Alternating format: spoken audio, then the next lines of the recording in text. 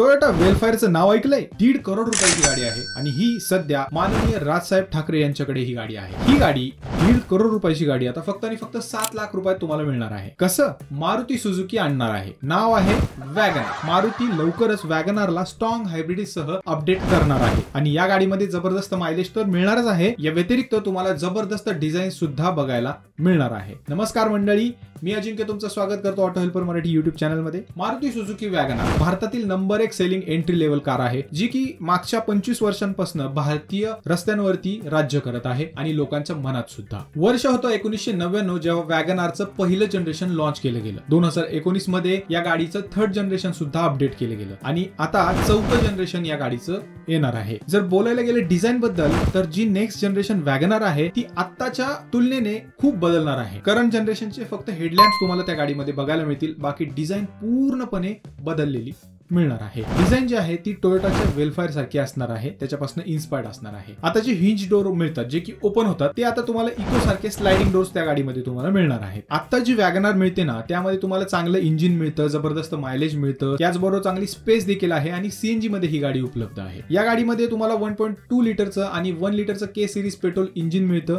जे की factory fitted CNG सोबत तुम्हाला माहिती असेल की मिळतं। 1 लिटर पेट्रोल मध्ये तुम्हाला 24चं मायलेज मिळतं, तेच तुम्ही सीएनजी गाडी घेतली तर 32 kmpgचं मायलेज तुम्हाला मिळतं। 1.2 लिटरचं तुम्ही पेट्रोल इंजिन घेतलं तर त्यामध्ये तुम्हाला 23 kmpl मायलेज मिळतं। आणि आता जी 4th जनरेशन वॅगनर येणार आहे त्यामध्ये तुम्हाला फुल हायब्रिड सिस्टीम दिली जाणार आहे, ज्यामध्ये 666 सीसीचं इंजिन दिलं जाणार आहे, जे की 3 सिलेंडर पेट्रोल इंजिन असेल। त्याच्यासोबतच इलेक्ट्रिक मोटर सुद्धा जोडली जाणार आहे आणि ही गाडी 53 bhp आणि 58 Nm पीक टॉर्क जे आहे ती प्रोड्यूस करणार। या गाडीमध्ये इलेक्ट्रिक मोटर जी दिली जाणार आहे त्यामध्ये ती मोटर 10 bhp आणि 29.5 Nm हायेस्ट टॉर्क प्रोड्यूस करणार आहे। या गाडी बरोबर ECVT गिअरबॉक्स जो आहे तो दिला जाणार आहे, जो की खूप सॉफ्टली तुमची गिअर जे आहे ते शिफ्ट करेल, तुम्हाला समजणार पण नाही। आता जी अपकमिंग वॅगनर आहे जी की फुल हायब्रिड आहे तिचे डायमेन्शन्स समोर आलेले आहेत, ज्यामध्ये सांगितलं गेलं आहे की 3395 mm ची लेंथ तुम्हाला मिळणार आहे, 1475 mm ची विड्थ तुम्हाला मिळणार आहे आणि 1650 mm ची हाईट तुम्हाला याच्यामध्ये मिळणार आहे। करंट जी वॅगनर आहे त्यामध्ये तुम्हाला लांबी आणि रुंदी खूप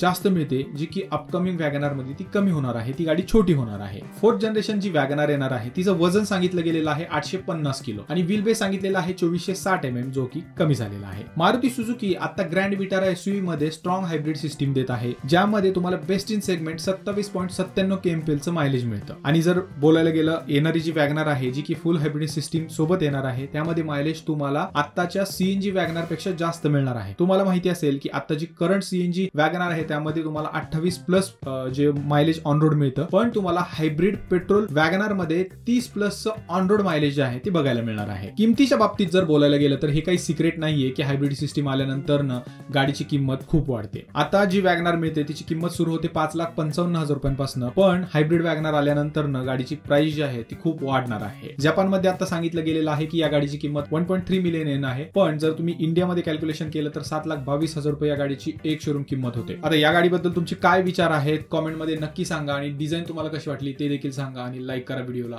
जय महाराष्ट्र।